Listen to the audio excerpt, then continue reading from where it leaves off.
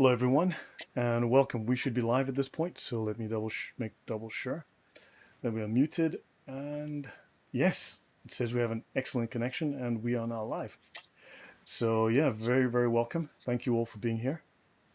And yeah, so I'm joined today by Thunderous One. The topic is going to be Islamic Moonotheism, which I've covered on 3 other channels, just not on my own, and it's time that I do this on my channel. So thank you for those who are here. XYZ, thank you for the support. Josie Wales, Veronica at the well, and I believe, okay, well, those are the names I see, and Thunderous, welcome. Hi everybody. Hi Lloyd. How are you? I'm very well, thank you. I'm very well, yeah. How was your day? My day's okay. Looking forward to the show and discussing Islam and monotheism and the monopoly that Islam has on this faith system. Fair enough. Fair enough. Okay, guys, yeah. So some of you may have seen this. However, I need to repeat this on my channel, but we're going to be talking about the early beginnings of Islam, basically proto-Islam, and how Islam originally started or evolved out of Babylonian Moonotheism, out of Babylonian moon worship. Now, that particular thesis has been discussed for a couple of decades. However, it actually is very credible, and as we go through the series, we will discover why. And I think you will find more information here than has been presented up to now, and I will provide all the resources in the description or in the comments later. All right, and here we are. So, Islamic monotheism and the moon gods of Babylon. So, we'll be talking about Yemen, Ethiopia, Abraham, and Makkah, or Al Makkah, and we'll learn about Al Makkah. Yes, Veronica at the well, these images, yes, you'll notice these are the early pagan images from Yemen and from Ethiopia. So notice you'll see here the crescent and the early star. In some cases, they're a sun disk, but they're also a star disk. So yes, these are early images that date to the first millennium BC. This symbolism goes way back. Your thoughts, Thunders?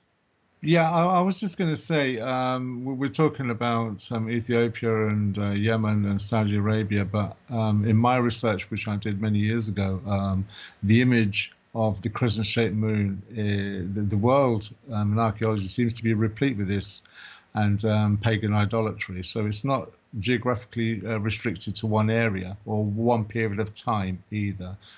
History shows that this symbol seems to be a consistency through history and man's fascination with worshipping the stellar objects. Agreed. Very agreed. Very much agreed. Yeah, and this is actually a photo taken of a mosque with the moon in the background. Maybe it was photoshopped. However, uh, I will say this: in Christianity, we revere the cross. So the cross sits on top of our churches. It's on the walls of the churches. It adorns our holy spaces because we revere the cross. It has meaning, historical as well as spiritual meaning. Islam reveres the moon, which is why the moon is on all of their holy spaces, because it has historical as well as spiritual meaning. I think this is obvious. So hence this is called monotheism. Right, so summary of the overall thesis. We will examine archaeology, history, language, as well as the Islamic sources. Christianity was an early arrival in Arabia and had an impact. However, prior to that, there was Babylonian paganism. Proto-Islam can be traced to Yemeni and Ethiopian paganism. The Ethiopian paganism was brought there from Yemen. Proto-Islam is based on pagan moon worship. The Arabian pagan gods were copies of the Babylonian, Sumerian, and Canaanite gods. We also know that there's no early evidence of Mecca in Arabia, and we will cover that in some depth. There is evidence for many Meccas in Yemen. The main Arabian pagan god, oddly enough, was called Makkah. And you might have heard of a very popular city in Arabia called Makkah. And then, of course, we will have a look at the mystery of Makaraba. This is the location that Islam likes to claim, that Muslims like to claim, was the earliest mention of Mecca in the 2nd century. And we will learn about where Makaraba is and also what Makaraba is. Any comments before I continue, Thunderous? Do we have any kind of estimated time as to when Christianity actually hit Saudi Arabia or the Arabian Um, Peninsula? they're definitely. So Paul actually was in Nabatea. He was in Petra in the first century. So we know this already from the Gospels. And then you've got a solid presence in Arabia. You're looking at the fourth century at least, if not sooner. Okay, because I think as far as Muhammad's concerned, the earliest that I can find, I dare say, in Islamic literature, it would be the earliest, and that's his, was it his uncle or his first wife's uncle, Waraka, was a Christian kind of priest of the Correct. time. Well, let's actually have a look at this since this is interesting. This is from the Biblical Archaeology Society. Now, they collect together biblical evidence, archaeological evidence that aligns with the Bible. In this article, the earliest evidence of Christianity in Arabia, I'm about to do a video on this for next week. This is a rock inscription from the Jordanian desert, and it invokes Jesus. You'll see this rock inscription here, and the Jesus portion is actually here, right? And this article I will discuss with you guys later in the week. So this is Petra here. This is Wadi al-Khudari. This is Amman, Jordan. That's Jerusalem here. So this is now in northern Arabia, and this is where this was found, in this field of rocks.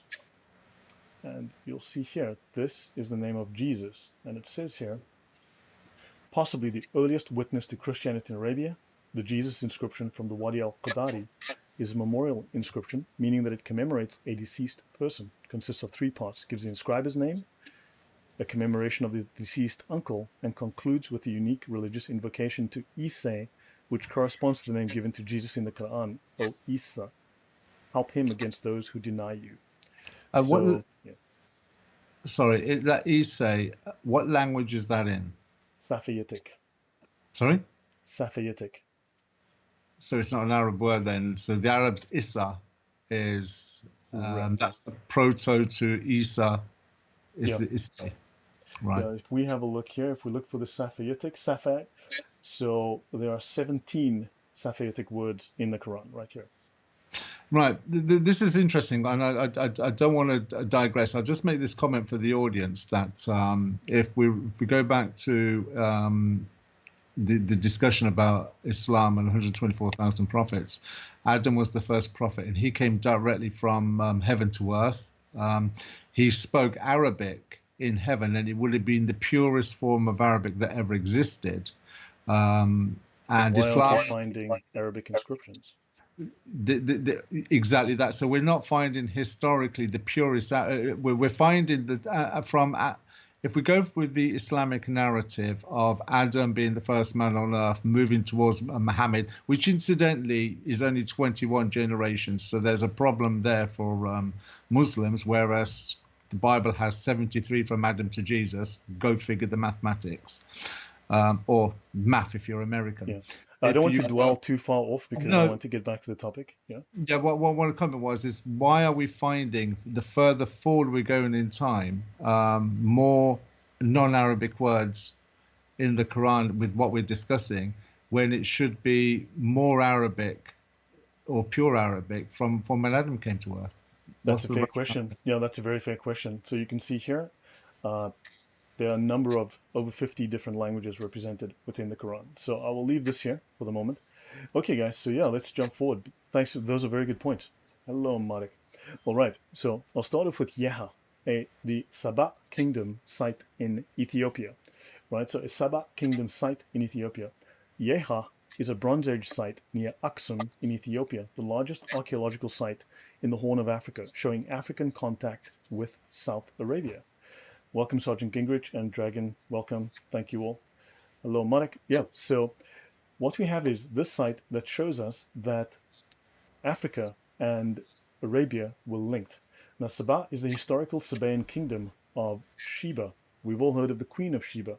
She's very well known from biblical sources, as well as from Islamic sources. Now, Yeha is the precursor to the Ethiopic Aksumite Empire. This was at that time the fourth most powerful empire on earth. However, it was also an empire you've never heard of. Right. Son of Aram. Yeah, I asked myself what that Norse word in the Quran is. Yeah, look, you'll have to download a copy of Check in the description. There'll be a link to my Google archive, my full research archive. Go and check out Arthur Jeffrey's Foreign Words in the Quran. Look at the book, figure it out for yourself. Yeah. Okay, now, established in the 8th century BC, this site includes temple, elite residence called Grat Bel Gebri, and rock-cut shaft tombs. Sabaeans, these Saba here, were a Semitic people from an Arabian kingdom in western Yemen. So let me actually just go to a map so that, right, so while the map is taking a moment to load, okay, here it is, just a slight delay.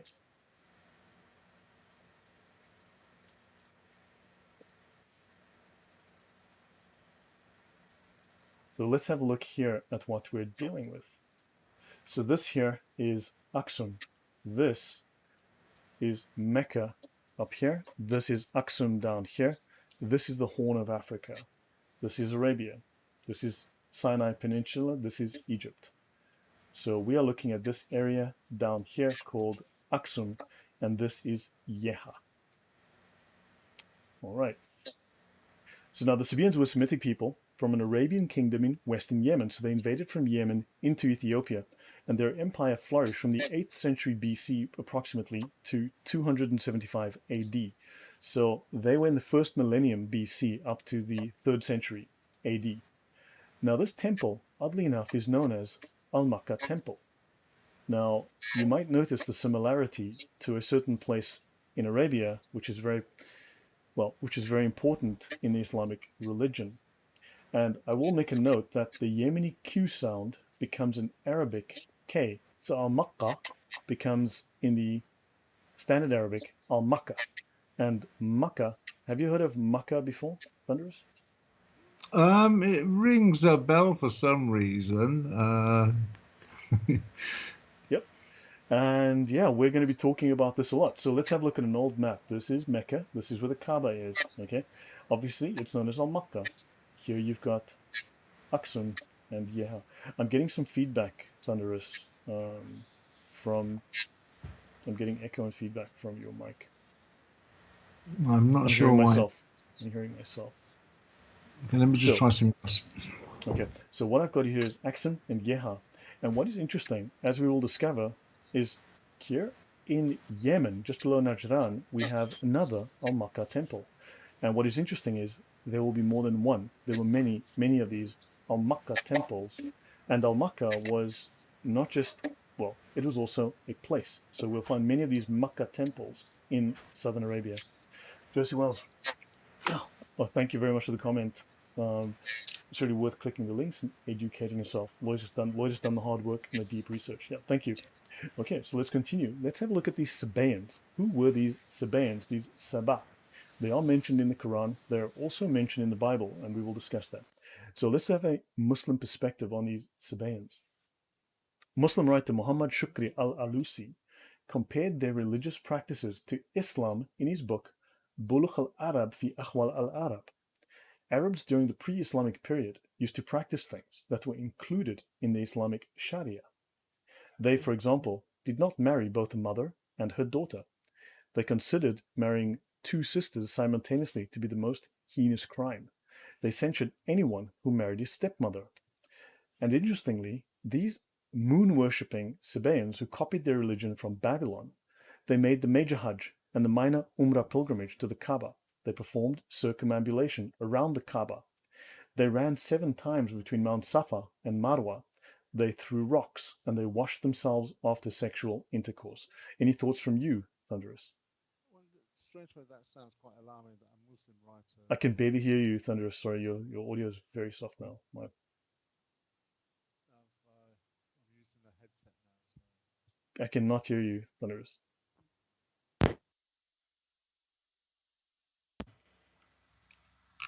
Try again. Say something, please. Is that any? That's much better. Yes, keep going. Okay, so my first thoughts were that if a Muslim writer is actually looking at Islamic practices today as they are, or as when they were being formulated during Muhammad's time, and he's done research and found that these practices pre-existed, is that not a damning indictment of admission? I would say 100%. This is from pagan moon worshippers, right? So these are exactly what Muslims do today. These are Islamic practices. Notice, he says, they also gargled. They sniffed water up into their noses. They clipped their fingernails. They removed all pubic hair and performed ritual circumcision. Likewise, they cut off the right hand of a thief and they stoned adulterers. These are Islamic practices as they are today. And this is, thank you very much, BA. And this is the practices of these Sabaean moon worshippers. So, in effect, that was this concentrated in and around Mecca, these practices at the time, or do they originate elsewhere, or were they We'll sort get of into like this. So okay. these guys controlled Yemen. These guys controlled Yemen, this area here. They invaded and they took over Ethiopia. However, at one time, they also entered this entire area, one, for commerce. They had trade routes overland, right? Now, they were sailors. They had trade routes going all the way to India and possibly as far as China. And they had trade routes going all the way to Greece, Italy, and into Turkey. And then also they had land routes. And they were certainly present in Yemen. At one time, they conquered and controlled the land, possibly up to the coast right here in Israel. So they controlled all of this area here at one time. Yeah. So perhaps there's another belief ideology that do these things. And this was pre-Islamic Yemeni moon worshipping pagans. Exactly, Josie Wales. Yeah. Yeah. So yes, there was a lot of mixing, a lot of spreading of these ideas. Let's continue. The Sabaeans have 5 prayers similar to the 5 prayers of the Muslims. Okay, now what a coincidence. Others say they have 7 prayers, 5 of which are comparable to the prayers of the Muslims with regard to time, that is morning, noon, afternoon, evening, and night. And the 6th is at midnight, and the 7th at forenoon. Now, those who are practicing Muslims and those who know Islam a little bit will know that you don't have to do just 5 prayers. You can do 2 additional prayers, which will give you extra reward. Do you know anything about that, Thunderous? I've never come across that before, but I did want to ask a question. Hmm. So, this seems all like grafted on into Islam under a very thin veneer. It's basically paganism with a thin veneer of Yes, monotheism. and But that's what we're going to be discovering. This is going to be a let's lengthy series. We're looking at about 8 hours of content over several weeks. But yes, this is what we're going to learn, that Islamic practices, as they are today, derive originally from pagan moon worship. Okay, so if the rationale is to be explained to, say, a Muslim that's listening, or for anybody that's going to take this information to a Muslim, the Quran has the account of Muhammad going to heaven and he's bartering Yeah, with Allah from 50 to 5 prayers. Is that the justification to get the 5 prayers, we or would have these to five ask those. prayers? We would have to ask those questions, but perhaps they would have to try and explain it away so that people look to that story rather than the fact that it is actually derived from That's Babylonian the pagan moon point. worship. That's the point I'm trying to get at. Yes, Exactly. that's a fair point. Yep. So now, it is their practice to pray over the dead without kneeling down or even bending the knee. They also fast for one lunar month of 30 days. They start their fast at the last watch of the night and continue till the setting of the sun. That may sound familiar to you. Some of their sects fast during the month of Ramadan. They face the Kaaba when they pray. They venerate Mecca and believe in making the pilgrimage to it. They consider dead bodies, blood, and the flesh of pigs as unlawful. They also forbid marriage for the same reasons as do Muslims. That's in volume 1, page 121 to 122. Lydia, were there any child sacrifices? There may have been. We'll get to that later. We'll touch on that. I don't know if it's this strictly relevant, but we will head in that direction. We will be talking about Baal and we will be talking about Moloch. So that will come up later. There is a connection to Islam as well. Now, in Bulkh al-Arab fi Ahwal al-Arab, we read, the 4 sacred months, Rajab, Dhu al-Qada, Dhu al-Hijjah, and Muharram, had been considered sacred during the pre-Islamic Jahiliyyah. Raids, taking revenge, war, fighting, and disputes were forbidden during them. Does this sound familiar? Well, you used the word jahiliyyah. I was just trying to work out myself. How could it be a period of ignorance if all of these practices are grafted into Islam? Exactly. That's a fair question. If Islam is copying these practices, how are they ignorant if Islam is duplicating them? Now, raids. Now, this will all be explained in the future as we go, but raids, taking revenge, war, fighting, and disputes were forbidden during them. If a man were to meet his enemy who killed his father or brother during these months, he would not quarrel with him. During the sacred months, people were under restriction not to fight or make raids and had to remove their spearheads as a sign that they would avoid fighting at all costs. Of course, the corollary of this is that not during the sacred months, They were raiding. Muhammad was a raider. They were taking revenge. There was war. There was fighting. There were disputes. This is jihad. And we will get to that as we go. Thank you, XYZ. Yeah. So obviously, Islam borrowed the hallowing of these months from pre-Islamic Arabs and introduced nothing new into the world. Abdullah Abdal Fadi, in his article or book, Is the Quran Infallible? Page 127. All right. Any comment before I go on, Thunderous? No, go on, go on. All right. Okay. Now let's have a look at Al-Makkah briefly. Let's look at the proper noun, his name. Now we will be dealing with Al-Makkah continuously as we go. We'll be filling in more and more blanks as we go. The name is Semitic, and in the Sabaean it's Al-Muk. You'll find we'll go through at least a dozen versions of this name. Josie Wells, brilliant point, Thunderous One. I think you hit a home run there. Time of ignorance, but we'll copy them anyway. Fact. So this is Al-Makkah right here. And this is the Ethiopic, the Ge'ez. Remember, these guys invaded Ethiopia, and from the Ge'ez you'll see the very strong similarities in the writing. So this is Al-Makkah, Al-Mak, right? And he has at least a dozen different names. Now, he's a moon god, once worshipped in Yemen, Saba or Sheba, and in Ethiopia, in Aksum. In his synonyms, amongst many others, are Al-Makkah or Al-Muk, right? Now, the Sabaean capital.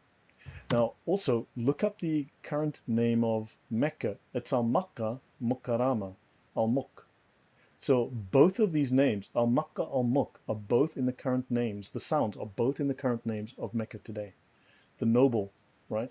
So the Sabaean capital was Marib, 120 kilometers east of Sanna. Yes, Lydia, it does. A seafaring people, they built great irrigation works, castles, and temples. In a British museum installation on them, they were called the oldest and most important of the South Arabian kingdoms. Okay, and Sabaean, Sabah here, and also in Arabic, the Sabaeans are called the As-Sabaiyun. Right. We shall continue. This is where they were. So this is Marib, the old capital of this region. This is Sanaa, the capital today, right? And this, you can see Ethiopia is just across the water here. So this is where Marib was. I'll continue. Now, there were many other Al-Makkah temples, and we will come across, again, we'll flesh this out and come back to much of this. Now, dedicated to Al-Makkah, the moon god of Sabah, it measures 14 by 18 by 14 meters, or 40 by 60 by 46 feet. That is the temple to Al-Makkah that we discovered. Being Sabaean, it is similar to the temples of Sabah kingdom capitals, such as the Al-Makkah temple at Sirwa and the Al-Makkah temple in Marib. So now we've got at least two more of these temples. Right? If I go back here, if we go down here, you will see Sirwa and Marib. In fact, if we go to Marib, we'll find two of these temples and another one here at Sirwa. They're just a few kilometers apart. These two are about 1,000 meters apart here. Right? You'll see these two are very, very close. This is the old temple right here. Right? Now, after Marib, Sirwa was the most important economic and political center of the kingdom of Sabah at the start of the 1st century BC on the Arabian Peninsula. So they were an economic powerhouse. They were influential. Right? The continuation of ignorance. Yes, guys. Right. And in front of the building was a platform, oddly enough, with 6 pillars called a propylon. This is very important, called a propylon. Grat Gebri, the palace, also once had 6 pillars. Be better. Do you know what Marib means? No, what does Marib mean? I probably have it somewhere in the notes, but I cannot remember offhand. So if you can let us know what Marib means, that'll be very interesting. Thank you. Right. Now, Yeha has been identified as a pre-Aksumite occupation. This is based on 19 archaeological inscriptions on stone slabs, altars, and seals found at Yeha, all written in a South Arabian script. Right. Now, what is interesting is that these people, at one time, they had writing, right? They were an advanced civilization. They built dams, they built cities.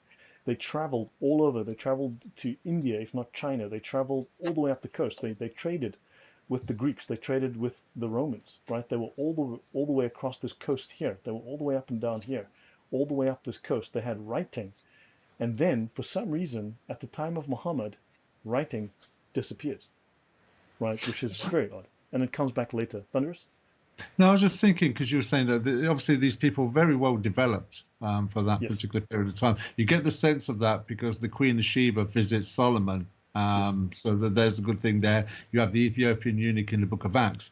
But also the trade routes must have been, as you said, set up Yes. before Muhammad, because there's historical references of mosques being in China just after Muhammad's death, or maybe 100 years after. You can't do that unless you've already got relationships and the trade route set up. They So had, if it seems I'm following, I can see in this in the length of in the linear time span, you can see that this had moved on from things that had already existed.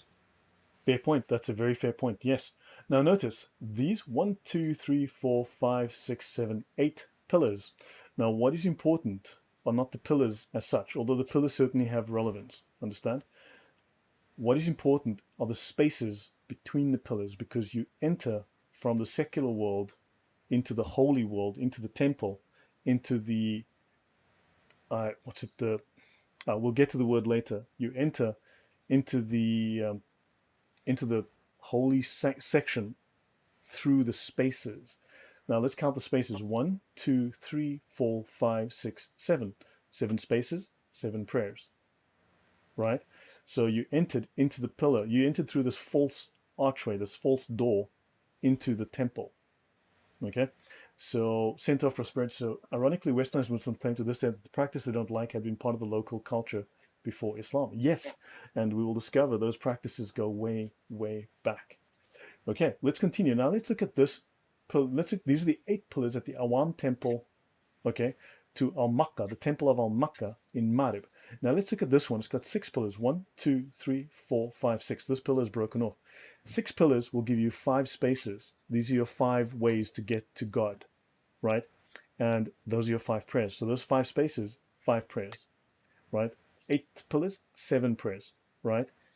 6. So basically, it's like denominations. It's simply like just denominations of the same pagan church, right? So slight differences between them, right? Now, let's have a quick mention about this. This site, okay, after Himyar annexed Sabah, right? Himyar and Sabah, these are basically this kingdom here annexed the guys next door to them. That's pretty much what happened here. It was clearly a royal site under the Muqarrabs, right? Under the Muqarrabs, and probably directly under a king. And then you've got this place called Najran. Now, Najran is formerly a Christian town, which was in the south of Mecca. Just yet, it used to be part of Mecca. So used to be part of Yemen, and this was where Christians were very much concentrated. They used to do pilgrimages to this, and also the heretics and the Gnostics were heavily concentrated there. Now, the town of Sirwa seems, on onomastic evidence, this is based on words, right? On onomastic evidence, to have early contained speakers of Arabic. So now we know that these Yemenis had Arabic speakers amongst them. The town played no role in Islamic times, right? So its influence had diminished by then. But its site became a great mythic one for Islamic historians. Now that is really odd, right? And there are frequent citations of Arabic poetry mentioning it. So culturally, it's still very, very important. And it was very important for them. They remembered it. But yeah, your thoughts, Thunderous, before I move on? Well, my first thought in all of this was you and I have discussed this before about Egyptology, that the narrative was set up in the 1800s, and then any information that comes along to challenge it, they throw it under the bus or they dismiss it. I think good examples, I think it's Jonathan Templeton or David Rahl that challenged the narrative. In this instance, you've clearly done a lot of research. Your resources are impeccable.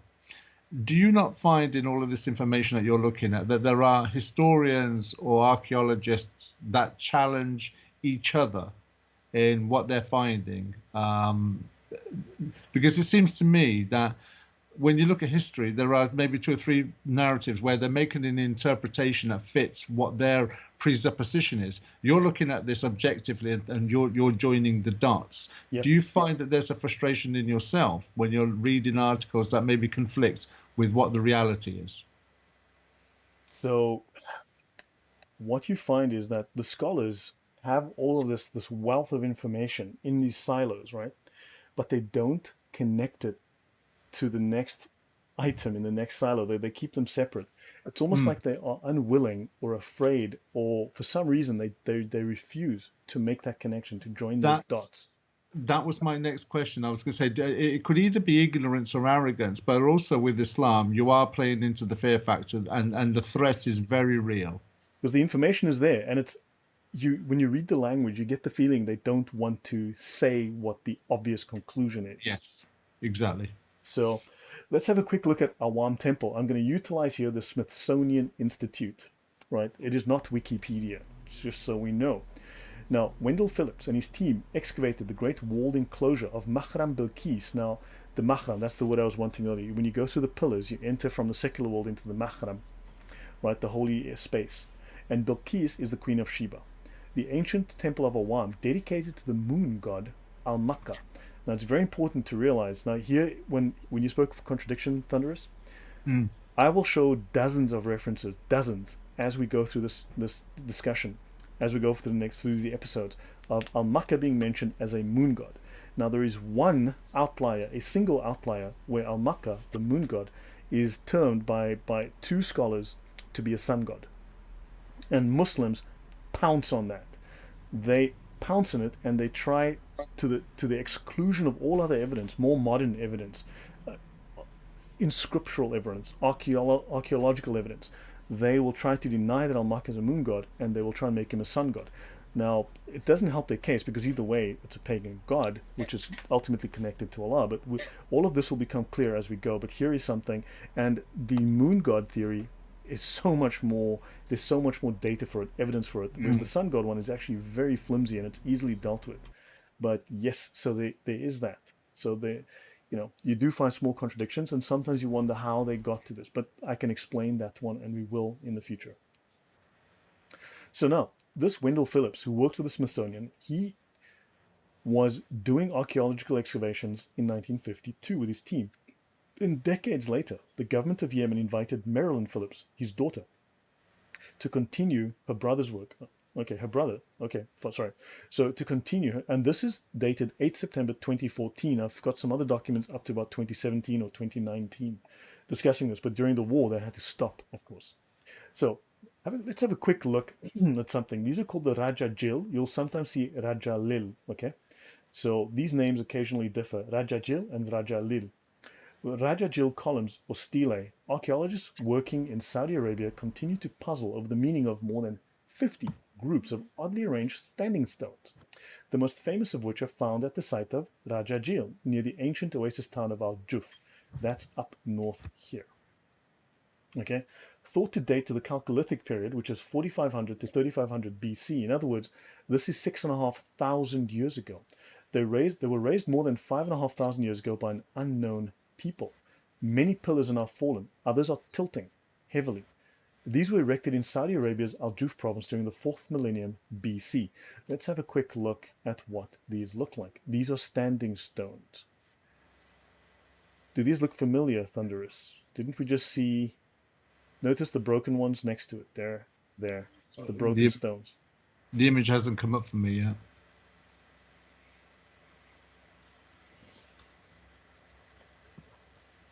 Take care, XYZ. Thanks for being here. There we go. Right. Do you see these standing stones? So this is in Saudi Arabia, and in Yemen, you had the religion with standing stones as a sign to their god. These look familiar? Yeah.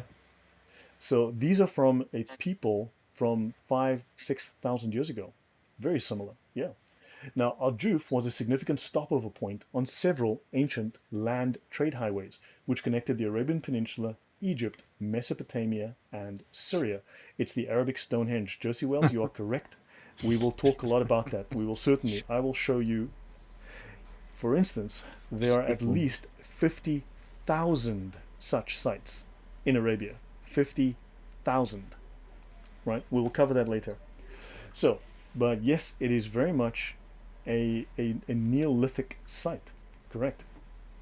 So one trade route, one of the oldest land routes in recorded history, ran from Yemen and parallel to the Red Sea coast through Medina. Okay, what is called Medina today? Alula and Madain Saleh. Okay, let's have a quick look. So we've got Medina. We all know where Medina is, right? You've got Mecca and Medina, right? Here we go. So Mecca, let's go Mecca to Medina. Let's just make sure we have all of that marked correctly. Mecca to Medina. Okay, so Medina up north, this is Mecca here in the south. Okay, that's Mecca to Medina on the map. Okay, they mention Al-Ula as well, Al-Ula, which is going to be very important, and also Madain Sari. But so here you've got this, right? This was a trade route, a very well-known trade route all the way from Yemen, from this region here, all the way up to here. And they even went as far as inland, up into Syria, up into Turkey, right? They went here and all the way up into Turkey as well. Now, let's actually have a look at Al-Ula. So let's actually have a look. This might be very interesting to you guys.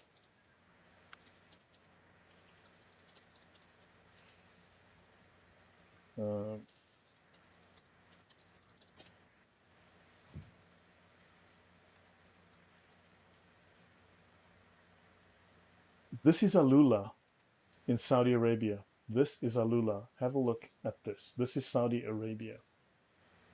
Right? Clearly there was some sort of advanced civilization. You can see there's numerous things like this, but also you're going to find later on, we will discuss Al-Ula, and you're going to see evidence of archaeological sites that go back 7,000 years. Sites like this, far more sophisticated ones, but you'll see sites and excavations of this nature going back thousands of years. Any comment from you?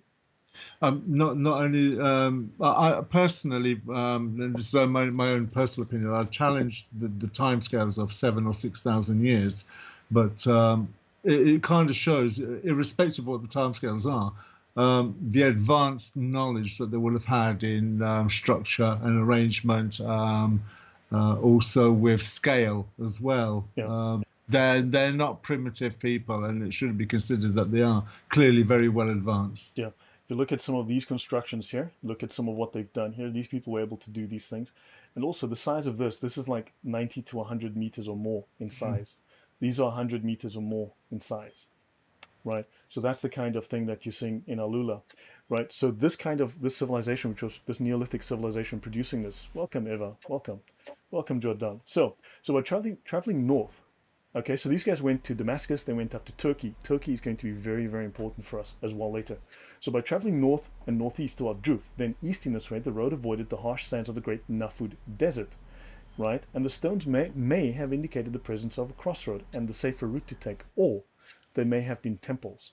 And when we get to Turkey, give me one sec, when we get to Turkey and we talk about a place called Göbekli Tepe, that should make a great deal of sense. But these may well have been temples, because Göbekli Tepe bears similarities to these. Yes, Thunders? Josie Wales mentions a comment, makes a point, says, wow, it looks like it could be Egyptian. Now, that was something I had actually been pondering on my mind from shows you've done on other channels, that this is all very celestial. Yes, correct. But the Egyptian pyramids have an alignment with celestial objects as well. So is there a connection between Egyptology and their structures? Because we're looking at proportions, we're looking at fantastic, technically advanced people in proportion, and their building and architecture. Is there a link? So tell you what, okay, this is an archaeological examination of the Kaaba. Now, this is getting well ahead, okay, because this is at the very end of the presentation. However, the Kaaba is situated very specifically. This wall of the Kaaba points directly towards the summer sunrise. This side points to the 3 stars, which is the handle of the plow. So it is astrologically aligned. This points to the winter sunset, and this wall points to the rising point of Canopus. Canopus is the second brightest star in the sky. The Kaaba itself represents Sirius, the brightest star in the sky. But not only that, these walls also represent the 4 winds. So it is meteorological as well as astrological. So the alignments of the Kaaba. Okay, so the first of the winds is the Sabah, which is easterly of the Kaaba, facing the wall between the black stone and the southern corner. It blows between summer sunrise and the rising point of Canopus. The second is Janub, which is southerly, and blows from the rising point of Canopus to the winter sunset. So now you've got these points that point to the winds. So this is entirely astrological. I will jump ahead to something else. So we're going well ahead, but since the question has arisen, I'll bring this up. I want you to see this. So this is the Kaaba, right? And what is important is this. Notice these people moving counterclockwise. They actually move counterclockwise around the Kaaba, right? Then notice Sirius, right? And notice the stars in the heaven moving counterclockwise because the Kaaba is God's abode on earth, whereas this is his abode in heaven. This is the Neolithic belief. And if we continue here, you'll notice here you've got the moon. This is the crescent moon. This is the Kaaba, which is Sirius. Here is the disk of the sun. And the people move counterclockwise around this star. Is Yes. there a connection there? Because Yes. in Islamic parlance and their narrative, they will say that in Allah's heaven there is a Kaaba there as well, Yes, and correct. the And Kaaba this is on the representation on earth. And this is but Allah's Kaaba here. so when they're talking about heaven, they are implying the spirit realm where Allah exists, but the Yes. reality is it's not. It's actually the star Sirius, and the circumambulation represents the celestial objects moving around Sirius Yeah, from a we'll get to that. That's look, that's about 7 hours from now. So let's get to that later. well, it's difficult, Lloyd, because all these questions start to get raised. Yeah, We know I know. you know what you're bringing up. Yeah, I know. So, well, let's continue. So you've seen these here, right? So you've seen these stones, like these pillars. And yes, there is an Egyptian connection. We're not going to dig into that, but notice here, this is Alula. You'll see these. I've shown you some of this stuff. Okay, they're called mustatils. So you can do a Saudi Arabia Alula pendant, and you can look up mustatils on Google. Play with that. I'm still working on this particular slide, but that should give you. Now let's briefly talk. I don't want to go too long tonight, guys. So I'll do this one in bite-sized chunks. The propylon. We spoke of those pillars. They're called propylon. They are pillars before or in front of a gate. Yes? Okay. So they come from the word propylae, which are monumental gates or entranceways to a temple or religious complex. A symbolic, secular/religious partition. Now, in the Century Dictionary Encyclopedia, it tells us in ancient Egyptian architecture, monumental gateway, usually between two towers in outline like truncated pyramids. But the important part is it is an ancient Egyptian practice. It's a monumental gateway, okay? A monumental gateway. In Chambers' 20th Century Dictionary, and these are just two examples, it's a monumental gateway before the entrance of an ancient Egyptian temple. These are derived, so way back in history, these were derived from Egyptian practices. Now, let's have a look. Does this building look familiar, Thunderous? And do you see the monumental gateway, the propylon? Oh my word! Yeah. Does anyone know where this building is? Any guess, anybody? Right? So, yes, this might look familiar to you, right? This is I believe it's called the Al-Masjid Al-Haram. This is in Jerusalem, right? You'll notice the monumental gateway, the false pillars leading to the mosque, right? And notice here, 1, 2, 3, 4, 5, 6, 7, 8 in front of the door, right? Notice the false pillars in front of the door. That's the dome of the rock, exactly, right? And you've got the propylon in front. Let's continue, right? What about Saturn and the black cube? The North Pole of Saturn as a cube. Yeah, look, that's outside of the scope of this discussion. I mean, that remains to be seen. I don't have anything to add on to that at the moment. But that's outside the scope of this particular discussion. Right, Aksum. Right, so now, Aksum was one of the four great powers alongside Rome, Persia, and China. According to Mani, this is the founder of Manichaeism. Now, Aksum was one of the four great powers, and the power you've never heard of. So, in other words, they competed with Rome, Persia, and China. They must have been incredibly powerful. They had influence over Ethiopia, Eritrea, Somalia, Arabia, Egypt, and they had extensive trade contacts with Asia and the Mediterranean. The Aksumites developed Africa's only indigenous written script called Ge'ez. And this is what they used to make these little pillars here. They also had pillars in their religion. Let's have a quick look. Sabaeans in Africa. So around the middle of the first millennium BC, there were Sabaeans also in the Horn of Africa. So these Yemenis traveled across into Ethiopia, in the area that later became the realm of Aksum, also known as, well, this is Eritrea and Ethiopia, right? And notice the Sabaeans, they were holding to the national cult of Al-Makkah, right? The cult of Al-Makkah. They were mixed up with various non-Sabaean communities, so they mixed with many, many other communities from the region, as far away as China, possibly, India, Greece. They were definitely involved with Greece and Rome. They were mixed up with various non-Sabine communities, and it is still much in dispute how one can envisage the actual demographic and political situation. Bigger than the Egyptians? Why have I never heard of them? I don't know. I'm not sure if they were bigger than the Egyptians, but they were a powerful, powerful. I mean, Rome, Persia, China, and these guys. And you've never heard of them. That's crazy. I know. How can one not hear about an empire here that was incredibly powerful? But yeah, let's continue. Now, briefly, these stelae, these little standing stones. Hello, Arnold Nathaniel. Welcome. Right. So, some remarks on the origin of the Aksumite stelae, and this is a paper by Rodolfo Fatovich.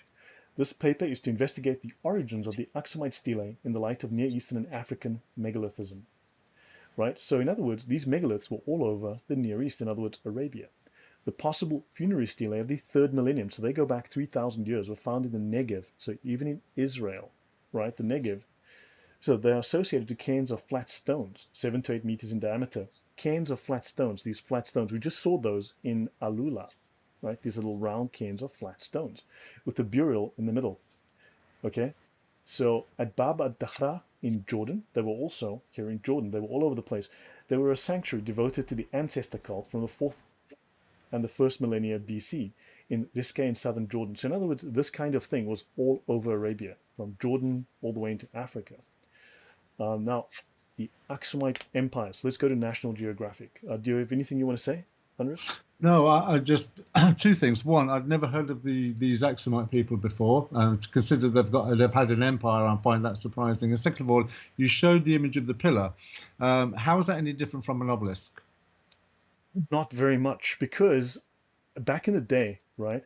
Back in the day, this was everything here was Egypt. As far as when the maps back in the day, the maps were basically round, and this was all you saw, right? If you go back to old maps, right? And then you had Egypt on the maps, and then everything was sub-Egypto, right, below Egypt. Ethiopia at one time meant or indicated anything below Egypt, Yeah. right? So understand, so these guys inherited from Egypt, even Babylon, right? Has they all somehow claim or they have an Egyptian influence. They claim an Egyptian influence. They're tied originally back to Egypt. But what is interesting, what you guys may not understand, there are inscriptions in this area of Africa. This is Egypt here. This is Ethiopia here. Now, this is outside of the scope of this thing, but I'm just going to mention it because I will talk about it another time. You see here where I've got this Star of David. This is called Soleb. Okay, this location here has the oldest Yahweh inscription, right, in the world. This is where they found the oldest inscription in the world to the god Yahweh. Okay? And these people are called the nomads of Yahweh. And they were the enemies of these guys. The nomads of Yahweh, they worshipped a god called Yahweh. Hi there, Too Many Marys, welcome. Yeah. So these guys were the nomads. So this inscription goes back 3,500 years. So in other words, it rivals what we know of the Egyptians. So in other words, Yahweh, the name of the god Yahweh, and the practitioners who followed Yahweh, they go way back in history. They rival these kingdoms. So that's just an aside over there. Right, I'll continue. So National Geographic. The Aksumite Empire was a wealthy trading nation in northeastern Africa, achieving prominence by the 1st century. They were unifying and controlling a large territorial state and had access to trade routes linking the Roman Empire to the Middle East and India. And the Aksumite Empire introduced Christianity to the rest of sub-Saharan Africa. Now, archaeologists have found evidence of a complex society called the Diamat or Dimit. Now, Dimit has a word. This word, we'll get into that later when we start talking about idol worshippers.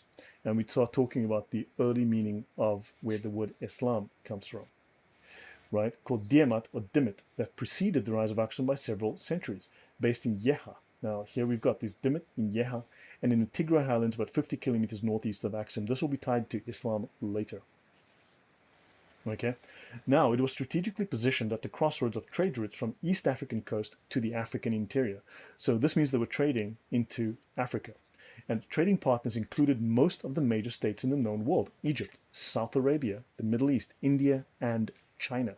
These guys were very evolved, very advanced, very wealthy, and powerful, and also highly influential. So yeah, and their most important commercial trading partner were the Byzantine Romans.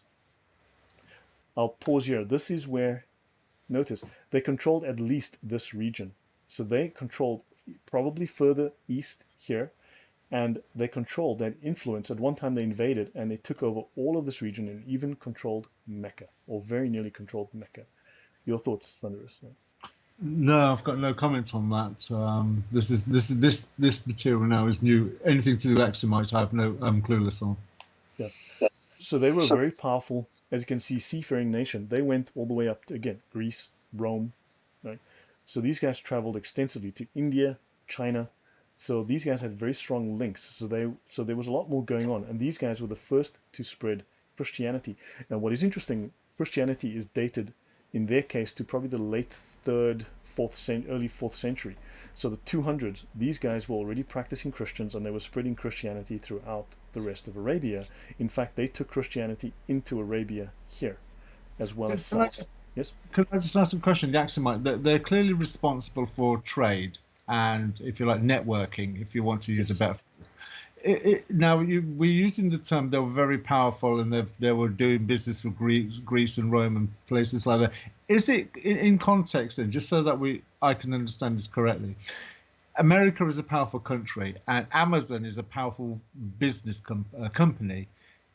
Are we looking at it in the context of power in a different way? Because when we use the term power, we're looking at it from a powerful country point of view. What we should be looking at the Axumites is maybe a very powerful business point of view. Is They were that influential, but they also had a strong military. They invaded this area. They took over this area at one okay? time. They controlled this militarily. They Okay. controlled this area for about 75 years.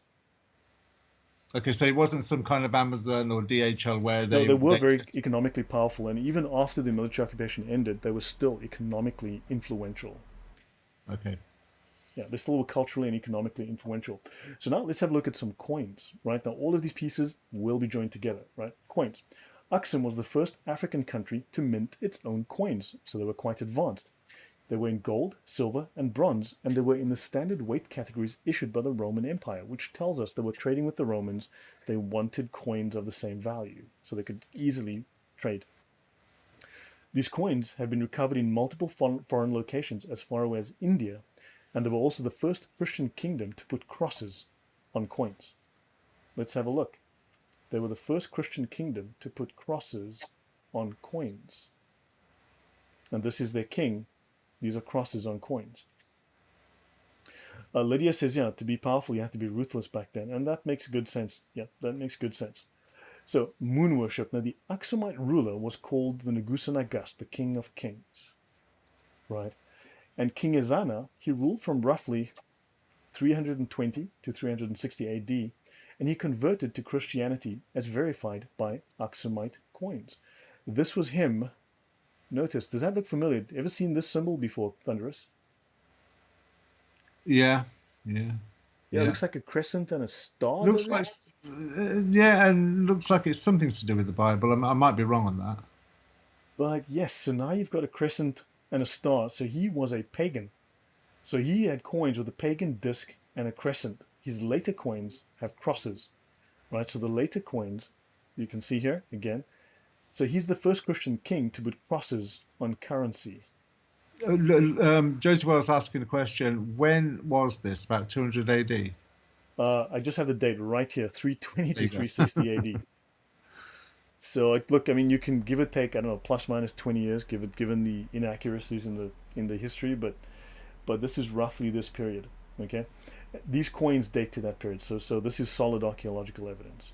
All right, And we do know that this kingdom was already practicing Christianity, if not officially, it was practicing Christianity in the first century and was strongly Christian by the by the fourth century, late third century.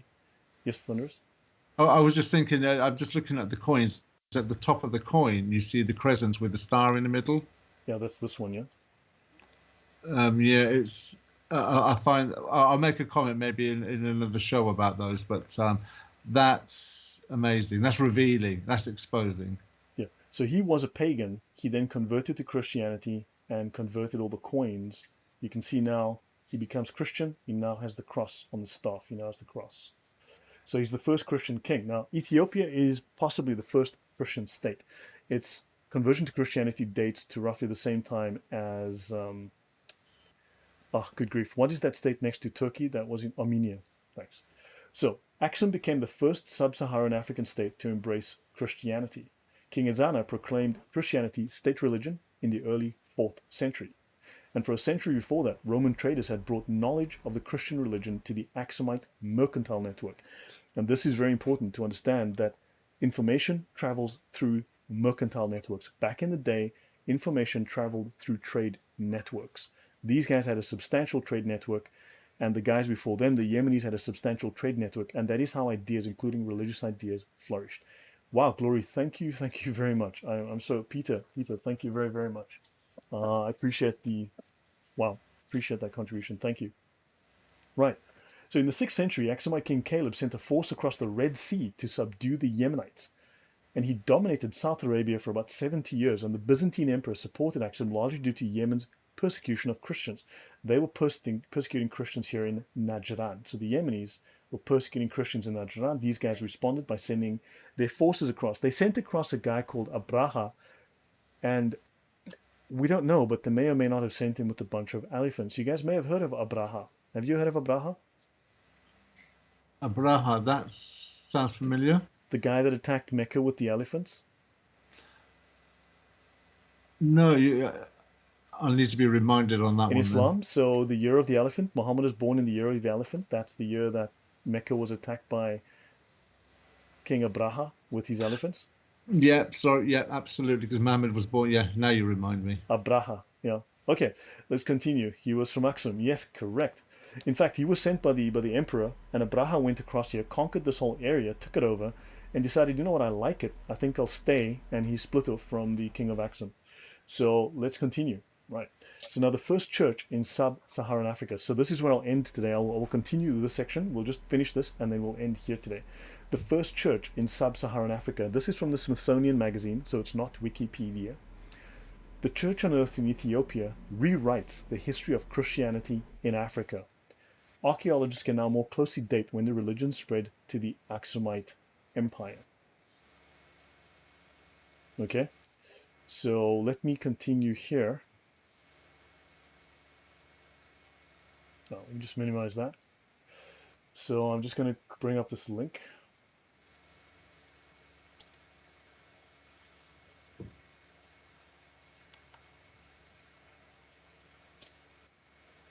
Okay, so this is Smithsonian Magazine, right?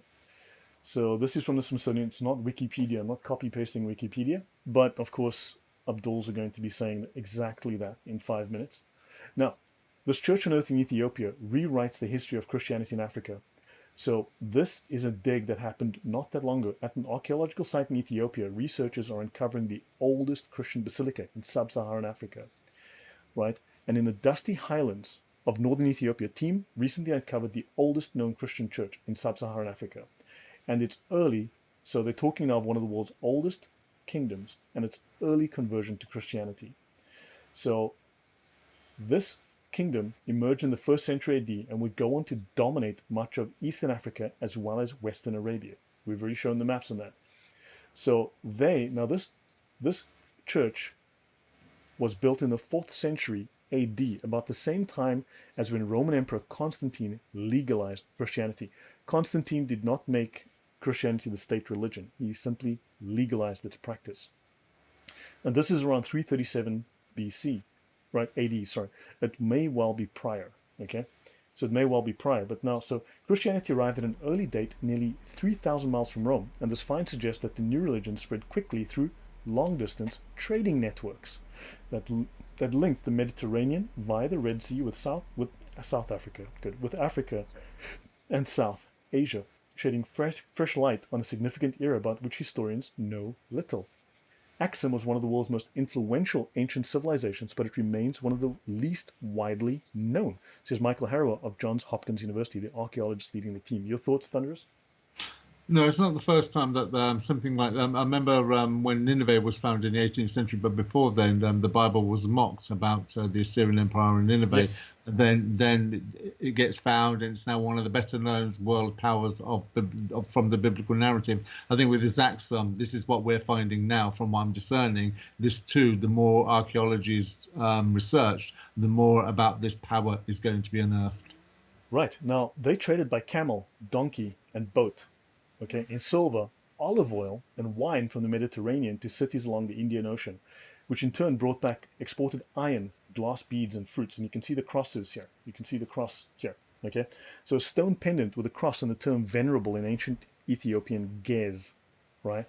So the kingdom began its decline in the 8th and 9th century, eventually contracting to control only the Ethiopian highlands, right?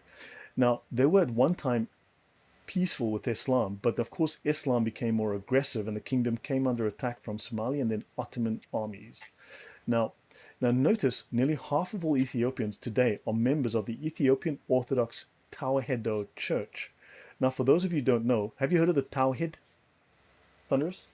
That would be something to do with the worship of only one God. There's only one.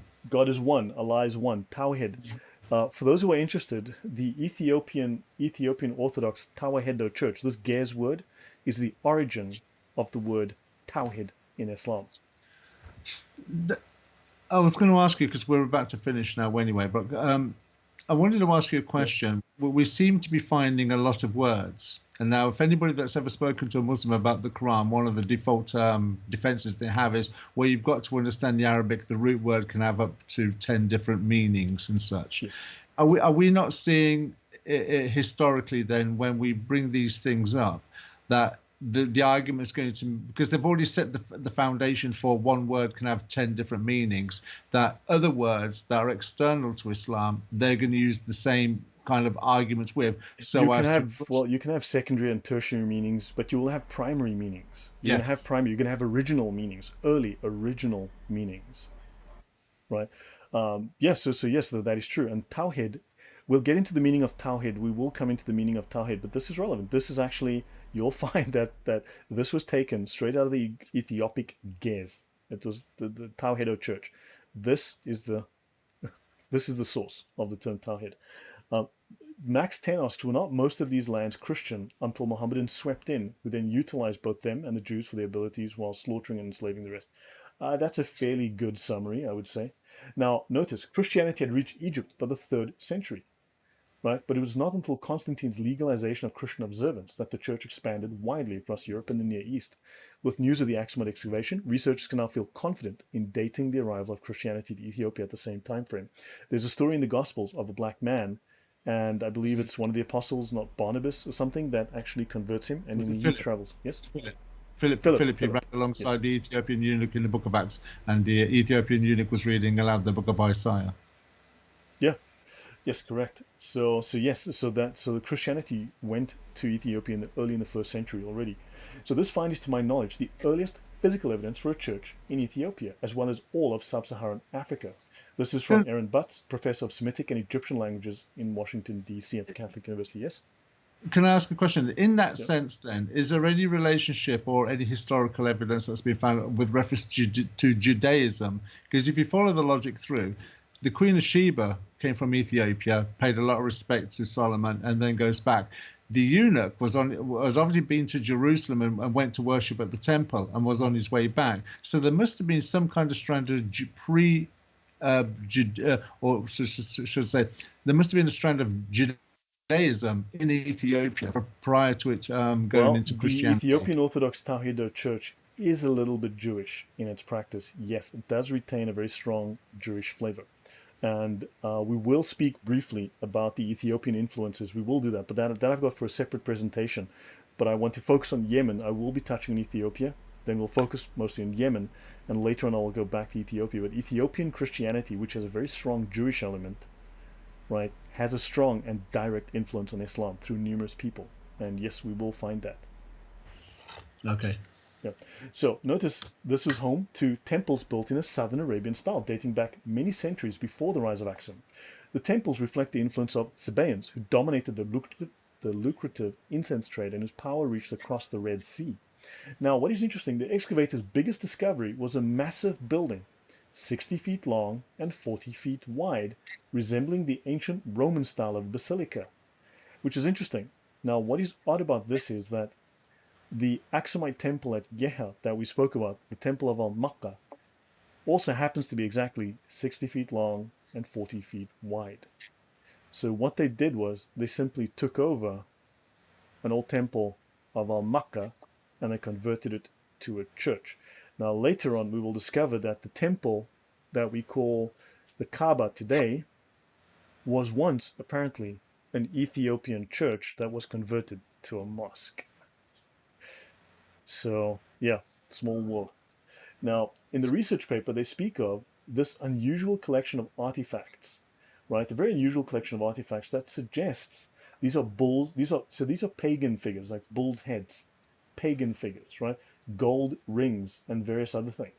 So clearly evidence of pre-Christian beliefs, but the paper says that this is a mixing of pagan and early Christian religions. They have evidence in the earliest Christian sites that there was a mixing of Christian and pagan beliefs. In other words, heresy developing, right? So this would then lead to offshoots which are partly Christian, partly pagan, partly whatever the heck they are. Your thoughts, Thunderous? No, you took the words out of my mind. I was going to say, would this at this point become fractured and splintered, or cause a fracture and splinter? Yeah, correct. So here's a golden cornelian ring depicting a bull's head, very tiny from the excavation site. So these guys were able to work. This is 10 mils across. I mean, these guys were able to work. That's fairly fine work for that era. So Christianity first came to Aksum in the 4th century when a Greek-speaking missionary named Frumentius converted King Azana. Okay, so this story is all about this, where we've got the story of Philip, but we know that this was Christian very early on. So this is what makes the discovery of this basilica. It is reliable evidence for a Christian presence northeast of Aksum at a very early date. And the spread of Christianity was intertwined with the machinations of commerce. In other words, again, information flowed through commercial networks, right? Religion flowed through commercial networks. Religious ideas, religious symbolism flowed through these commercial networks. Long-distance routes played a significant role in the introduction of Christianity in Ethiopia, and the Aksumite kingdom was an important center of the network of the trading network of the ancient world. This is Alem Seged Barbados, archaeologist at Addis Ababa University. So yeah, not Wikipedia. And I'll pause this here. Your thoughts, Thunderous, on this article. No, this is new for me, so I've not had time to think about formulating any thoughts on it. So this is new to me now. Yeah. So I'll pause here. I'll finish this slide just so you know. It's just we touch briefly on the connections to Ethiopia. But the very first hijrah in Islam, the first migration, was to Ethiopia. The first hijrah, the first migration in Islam was to Abyssinia, to Ethiopia. Muslims found refuge in Christian Aksum, Ethiopian Eritrea in 614 AD, and a large number of them stayed there for 14 to 15 years, influenced by this kingdom. When the apostle saw the affliction of his companions, and that, though he escaped it because of his standing with Allah and his uncle Abu Talib, he could not protect them, so he said, if you were to go to Abyssinia, for the king will not tolerate injustice, and it is a friendly country. How did he know? Why were they friendly? How were they friendly to him? He knew the religion. His I, was- companions went to Ethiopia. This was the first hijrah. Yes? I wanted to ask now, considering the locality of Ethiopia to Saudi Arabia, I've often wondered why is it then that Ethiopia, if I understand this correctly, is the longest Christian country in history. It's basically been Christian since it's become a state religion up until now. It's not been anything else. And why is Saudi Arabia and Islam historically kind of like kept away from it? Is there some kind of like, I wouldn't say pact because obviously we're generations away, but some kind of historical respect in why they're They did not. try to take over the country. There are a number of Muslims in the country, but a large number of Ethiopians are obviously Christian, following the Tahir Church. But I don't know. I mean, there's certainly links going way back from family intermarrying to economic and trade links, support during war, and so on. So yeah, I mean, Ethiopians were often the soldiers who protected the trade caravans. They were people. In fact, one of them repaired and built the Kaaba, right? Muhammad's wet nurse, who was with him from birth until death, um, was Ethiopian, right? What And there are about numerous references to Muhammad hearing the Bible being recited by Ethiopians. Now, what is interesting is people debate whole day about the Bible. There was no Bible, no Arabic Bible. Well, Muhammad, according to the Islamic sources, spoke Ethiopian. The two languages Muhammad spoke was Arabic and Ethiopian, and he used to listen to these people when they had their services, right? And they would paraphrase the Bible into Arabic, and also he would listen to two brothers recite the Bible. Mm, So there would be this link. And Arabic, al-hijra, where Muhammad's followers, the Sahaba, fled the persecution of the ruling Quraysh tribe. There's some interesting information about them we should also discuss at some point. The Aksumite king who received them is known in Islamic sources as the Negus or the Najasi. Right? Some of the exiles returned to Mecca. They made the 622 to Hijrah to Medina with Muhammad. Others remained in Abyssinia until they came to Medina in 628. In other words, they stayed there for 14 years. So I'll pause here. So any final thoughts before we go? No, it's been a fascinating historical discussion, and very, very well researched. Thank you. So thanks, guys. That's the first part of this. I'll pause here. So Josie Wells says Ethiopia, Eritrea, even the word Addis Ababa has Arabic roots. There's Islam across the Red Sea. Well, the thing is that a lot of words, a number of words that people use here. For instance, have a look at this list. Let me just go back here. Let's have a look at this list here. Right. You'll notice Islam. This is from the book Foreign Words in the Quran by Arthur Jeffrey. Right. If you look at my community page, you'll find this. I'll drop the link in the chat, in the comments later. But notice you have Syriac, Aramaic, Hebrew, Greek, Ethiopic, right? There's hundreds of Ethiopic words and also a lot of Greek words. We have to ask ourselves, why are there so many Greek words, right? And I will talk about that and I will get into that. By the way, I had finally, after 6 months of back and forth, I finally met with Jay Smith. We recorded 2 episodes a couple of days ago and those should be aired next week, I believe. It remains to be seen, and he's on a visit outside of the country right now. So once he's back, we will continue in 2 weeks. And yeah, I will be talking about this Greek connection because it is very possible, very historically possible. Because why are there 205 Greek words in the Quran? Well, because there were strong connections to Greece, oddly enough, and especially the philosophy of Neoplatonism. Right, so there's a connection there, and it's very, very possible that the founder of Neoplatonism is at least one of the people used as a template to model the Muhammad that we know. If you look at the parallels, it's actually very, very unusual and very interesting. So the founder of Neoplatonism may well be one of the people, and I will be presenting that when I talk with Jay Smith once that comes out as we go through the episodes. And also I'll be talking to Al-Fadi tomorrow, and I'm supposed to be recording on Wednesday and also doing some live streams with him. So guys, we'll see how that goes. Any final thoughts, Thunderous, before I run off? Did I answer that question? Yep. No, you have done. The only I think I've made a comment before. The whole language thing with Muslims and Islam doesn't make sense. If Adam was the first man speaking Arabic, direct Arabic from heaven onto earth, and 21 generations later we have Yasser Qadi, where I put the clip up on my channel where he says that the Arabic language reached its peak with Muhammad.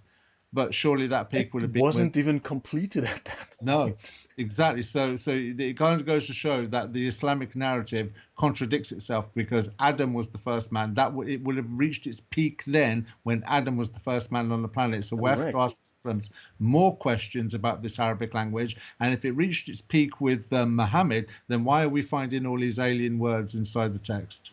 Correct. Yeah, and Indonesians don't speak Arabic. Yeah, exactly. So yeah, those are very good questions. I mean, really, you've raised some very, very strong points. Marcus Steiner, thank you very much. Yeah. So guys, I will call it here. We might come back in the week. I just got a very busy week, as you know. Adam was not the first man, according to Islamic sources. Muhammad was the first creation of Allah. So he was there at the beginning. Yeah. But that's a discussion in itself that I've wanted to do with you about the light of Muhammad, or Muhammad being the light. But that'll be for another time. Cool. So Eva, who was the first man according to Islamic sources? Josie Wells. Yeah, Islam is a mixture of everything. Yeah, and Arabic is a mixture too. Those are correct on both counts. I believe that is an accurate statement. So yeah, guys, I need to call it.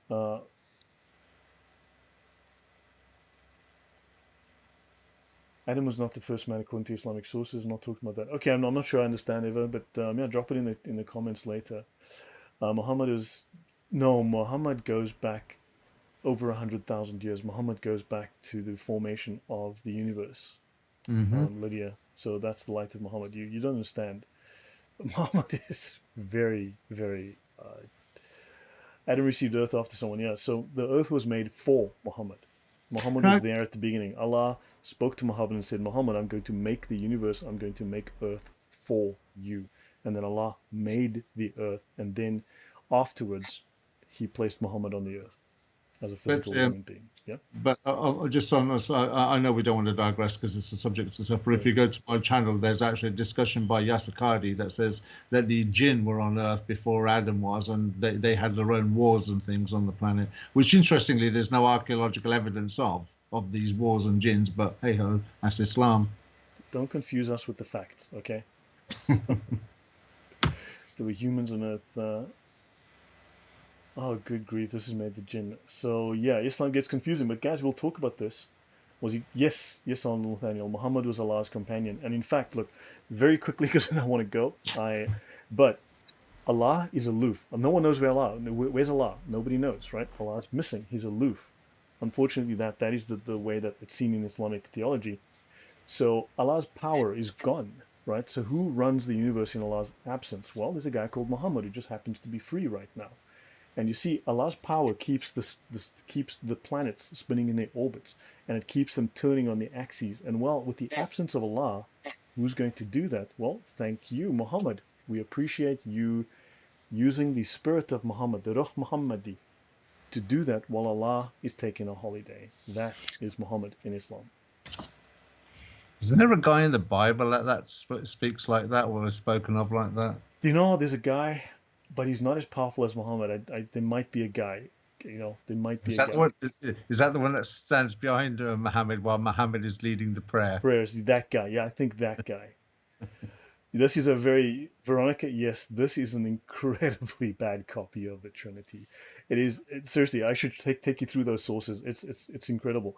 Muhammad is what moves the earth. He's what moves the moon. He's what moves the tides. He is the primum mobile. He's the force that moves everything, that keeps the clockwork of the universe running in Allah's absence. It's His power.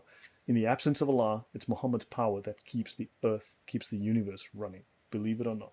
Guys, I need to go. So thank you all very much for your time. I hope it's been interesting.